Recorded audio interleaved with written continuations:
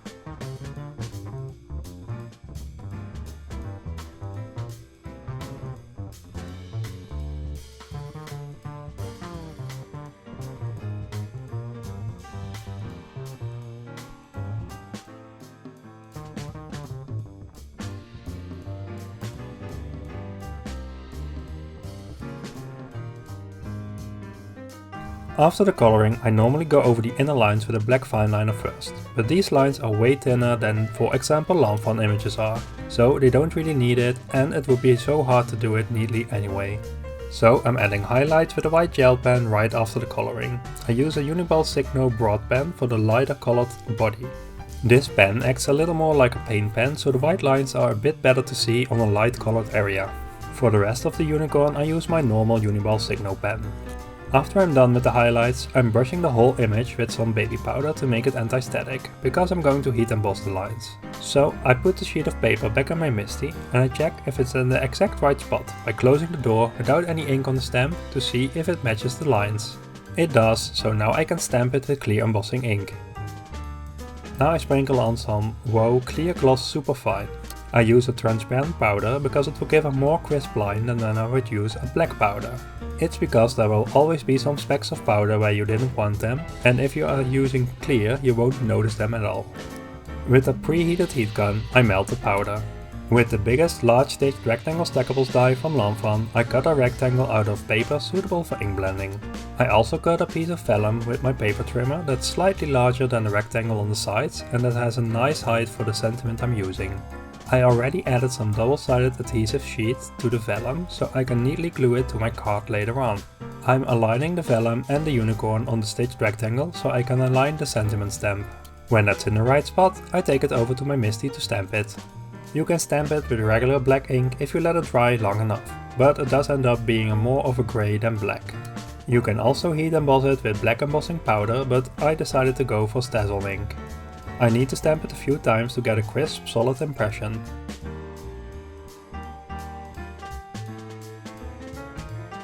When that's done, I put it aside to dry really well. Directly after stamping, it's time to clean my stamp. I use this Stazzle cleaner for it. Be sure to let someone advise you which cleaner you need for your stamp, because Stazzle makes different cleaners and not every cleaner is suitable for clear stamps. After I cleaned it with the cleaner, I also clean it with my regular moist chamois. It's not as clean as if the stamp was new, but I'm very satisfied with how well it cleans with this. Now I put my sentiment on my staged rectangle in the position where I want to adhere it later on. I tape it down so I can place the magical swirl stamp you can find in one of the Harry Potter themed sets. I also check with my unicorn image if I like the placement before I transfer it to my MISTI. I pick up the stamps with my door before I remove the sentiment. I'm brushing some baby powder on the rectangle to make it anti-static for heat embossing. By the way, if you like my videos, you can support my channel by subscribing. It's totally free to do so. If you already are a subscriber, thank you!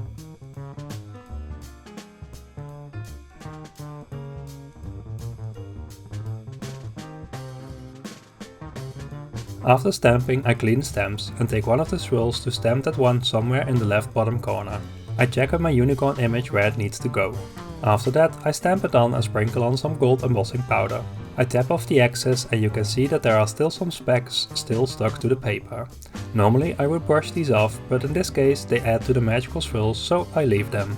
I melt the powder with a preheated heat gun so it melts nice and quickly. I take the rectangle over to my glasswork surface. With distress oxide, Victorian velvet and a blending brush, I'm blending in a circular motion to get a nice little background color. With some kitchen paper, I'm cleaning the embossing to make it nice and shiny again. I peel off the backing of the adhesive sheet that I stuck on my vellum so I can adhere the sentiment into the right spot. I'm still really careful with the sentiment because Stazzle needs a long time to dry, so to be sure I don't smudge it, I'm using a clean piece of kitchen paper so I can press on the vellum to adhere it well. I cut off the excess with a long scissors. I already made a craft paper card base. I'm going to add my background to it with the use of my ATG gun.